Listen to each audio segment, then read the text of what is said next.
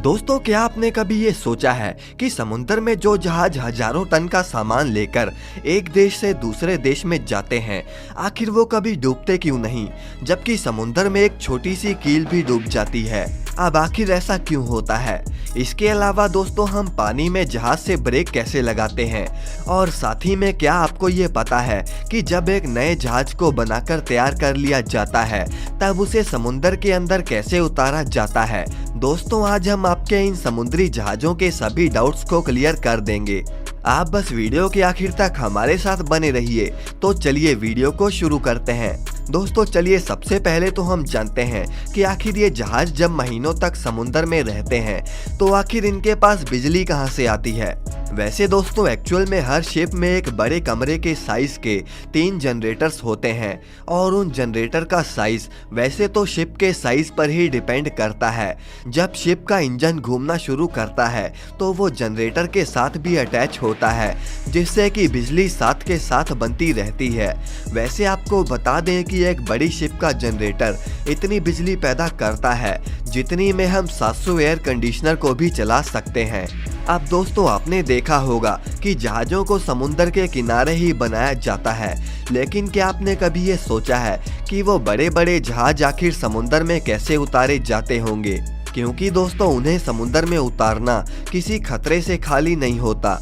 दोस्तों, दरअसल जहाज़ों को समुद्र में उतारने के लिए फ्लोटिंग आउट टाइप लॉन्चिंग का तरीका इस्तेमाल किया जाता है।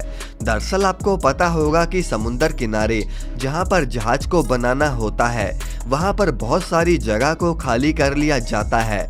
अब जब जहाज बनकर तैयार हो जाता है फिर उस जगह को पानी से दोबारा भर लिया जाता है, और इसके बाद उस पानी को समुद्र के पानी से मिला दिया जाता है, जिसके बाद धीरे धीरे जहाज को समुद्र में ले जाया जाता है। अब दोस्तों, जहाज को समुद्र में उतारने का दूसरा तरीका है ग्रेविटेशनल टाइप लॉन्चिंग का। दोस्तों, इस तरह की लॉन्चिंग में जहाज को ट्रेन की पटरी जैसे स्ट्रक्चर पर रखा जाता है और पटरी पर ग्रीसिंग और ऑयलिंग भी करी जाती है। दोस्तों, ग्रीसिंग और ऑयलिंग करने से जहाज आसानी से फिसलकर समुद्र में चला जाता है। इसे ग्रेविटेशनल टाइप लॉन्चिंग इसीलिए कहा जाता है क्योंकि जब इसे सेट पर रखा जाता है तो फिर इसके बाद का सारा काम ग्रेविटी खुद ही करती है। अब दोस्तों, इसका तीसरा तरीका है एयरबैग लॉन्चिंग का। दोस्तों, इस तरीके में जहाज को छोटे छोटे एयरबैग्स पर रखा जाता है और एक ढलान पर लाकर उसे छोड़ दिया जाता है। अब दोस्तों, इसका आखिरी तरीका है मैकेनिकल टाइप लॉन्चिंग का। दोस्तों, यह तरीका पहले वाले सभी तरीकों से सबसे ज्यादा खतरनाक है, और इसी वजह से इस तरीके से बड़े बड़े जहाज़ों को समुद्र में नहीं उतारा जाता। इस तरीके में ट्रक और क्रेन की मदद से जहाज को लिफ्ट कर लिया जाता है, जिसके बाद जहाज को पानी में रख लिया जाता है।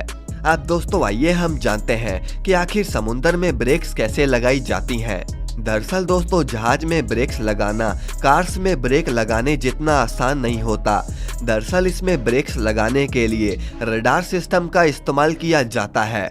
जब भी कभी लगता है कि जहाज के सामने कोई ग्लेशियर जैसी बड़ी चीज आ रही है तो रडार उसे अपने आप डिटेक्ट कर लेता है, और इसी हिसाब से ब्रेक्स को भी लगाना होता है।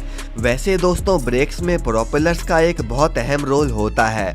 अब जैसे कि अगर क्लॉकवाइज डायरेक्शन में प्रोपेलर घूमने पर जहाज आगे की तरफ जाता है, और ठीक वैसे ही अगर प्रोपेलर एंटी क्लॉकवाइज घूमेगा तो जहाज की दिशा पीछे की तरफ हो जाएगी, जिसे जहाज में ब्रेकिंग सिस्टम की तरह इस्तेमाल किया जाता है। अब दोस्तों, जब छोटी सी कील पानी में डूब जाती है तो फिर ये बड़े बड़े जहाज पानी में क्यों नहीं डूबते?